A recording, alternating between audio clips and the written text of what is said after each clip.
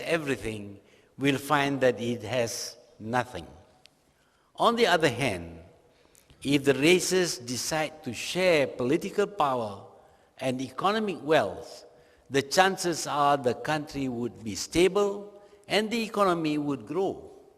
Each race would get less than 100% of the political power or economic wealth, but the growth of the country in both spheres would ensure that the portion that each race gets would actually be bigger than the 100% of the original political power and economic wealth. Reduced to simple terms, it is better to own a slice of the political or economic cake which grows healthily than to own the whole of a cake that shrinks and disappears. This simple philosophy is what saves Malaysia and helps it to grow. The races share political power and strive to redistribute wealth from the growing economic cake so as to ensure that every race has a fair share. The Malaysian affirmative action is embodied in the new economic policy, which has two objectives. One, to eradicate poverty irrespective of race, and two, to eliminate the identification of race with economic function as a way to equalize the distribution of wealth. Malaysia has not succeeded fully in the second objective of redistributing wealth equitably, but absolute poverty has been reduced to less than 1%, while relative poverty to 5% from 50% or so at the start. With the development of skills and the fair sharing of political powers and economic wealth, which brought about good growth and development, the time came to be more ambitious. In 1991, the government launched Vision 2020, that is, perfect vision according to the optometrist. Vision 2020 is about becoming a developed country in our own mold by 2020, that is, in approximately 30 years' time. The developed countries we saw around us were not perfect. Many have lost their morality and culture as they developed. They had become too greedy and did not hesitate to enrich themselves at the expense of others, including the very poor. They are too exploitative. We wanted to avoid greed and to develop gracefully, hence development in our own mold. By the beginning of the vision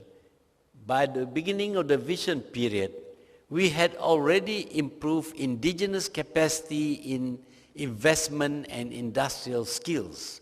Much of the infrastructure had been put in place. What we needed was to identify the fields of commerce and industry which suited our capacity and which would stimulate growth. All the time, we bore in mind the need for political stability. Our experience and the experience of others have shown that government is not good in business. When government goes into business, the tendency is to seek monopoly and to use the leverage of government power. No one wants to compete with a government company because of this. The workers in government enterprises cannot be motivated. They do not see how making profits for a government company will benefit them. In fact, they and the bureaucrats believe that government businesses should not be profit motivated. They should merely create jobs and good income for the employees. The result is lack of efficiency and lack of understanding about competition in the marketplace. Often, the employees and even the managers try to siphon off some of the earnings by padding the cost of inputs, side deals, and the like. Because government companies continuously lose money and require injections of capital all the time, Malaysia decided to transfer government companies and some functions to the private sector, that is, to privatize. In some countries, privatization means selling government-owned services like telecoms, power plants, airlines, etc., to foreigners in order to earn foreign exchange with which to pay foreign debts. In Malaysia, privatization is about transferring government business to Malaysian private sector, though a small percentage may be sold to foreigners. The cost to the private sector must be such that the business would be viable and profitable.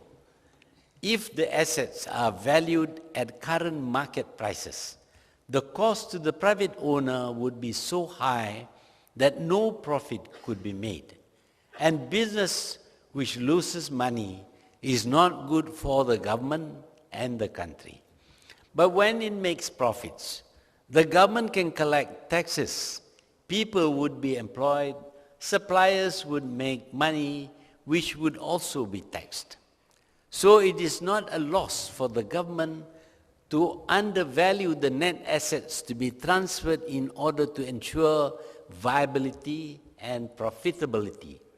In any case, the assets may have been acquired a very long time ago at a minute fraction of the current market price and were not giving the government any returns anyway.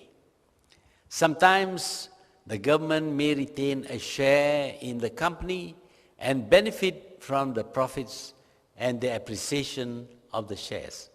As an example, the telecoms department used to get injections of funds every year from the government of around 200 million Malaysian dollars. Today, after privatization, it makes a profit of around 2 billion Malaysian dollars. Thus, not only did privatization relieve the government from having to allocate funds yearly to the telecoms department, but it yielded considerable revenue through taxes and dividends. But privatization can fail, and in Malaysia, the privatization of the airline failed. This failure was not due to mismanagement as much as the general recession due to the currency crisis. Many private enterprises also failed during the crisis. Government officers may be considered professionals in the field of administration. In Malaysia, the police and the military are also professional in the sense that they are not involved in politics and they serve whoever is in power. This is absolutely necessary if the administration and security machinery is to work properly. There were attempts by some politicians, government and opposition to influence the administrators and get them to take sides. But this has not really succeeded. The professionalism of the government personnel has been maintained in Malaysia, and it has enabled the administrative machinery to function even when caretaker governments were in place. As long as government functions are not commercialized, they will not need managers familiar with business.